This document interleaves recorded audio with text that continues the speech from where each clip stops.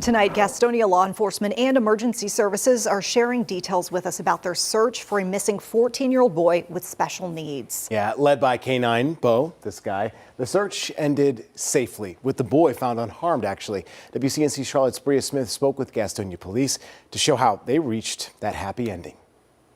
It took all departments 2 hours to find the 13-year-old boy with special needs, and they say Bo was a big help due to his expertise. Bloodhounds are the premier dog when it comes to tracking.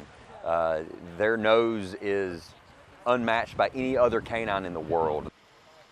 It was Bo's keen nose for matching the scent of one of the 13-year-old's clothing items that helped he and his team to a successful search and rescue. I deployed Bo in the front yard, gave him the child's clothes, let him sniff it, lock in on the odor, and Bo started searching for odor. Very shortly after that, Bo locked in on odor. Oh, yeah. Deputy Chuck Costner says the missing person call they received Saturday noted it was for a person with a disability, health problem, or special needs. Anybody that was out, playing in the snow, doing anything like that, just tell them what to look for. You're going to be a 13-year-old boy, blue pants, black jacket, and the jacket he was wearing was way too light for the conditions.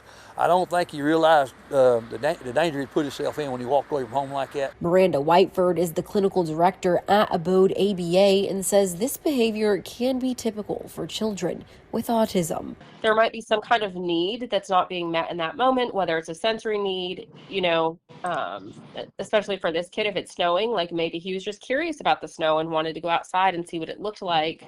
2 hours after he disappeared, the boy was found not far from where he lived. About half a mile away from the residence, and he was spotted by a GEMS paramedic crew that was on the streets at the time. He was ultimately escorted back into the ambulance safely, warmed up, and brought back to the residence. Whiteford suggests special training could contribute to first responders' future success in rescues. Giving them a little bit of that background so that they feel prepared when they are working with special needs kids. I know sometimes it can be different. In Gastonia, Bria Smith, WCNC Charlotte.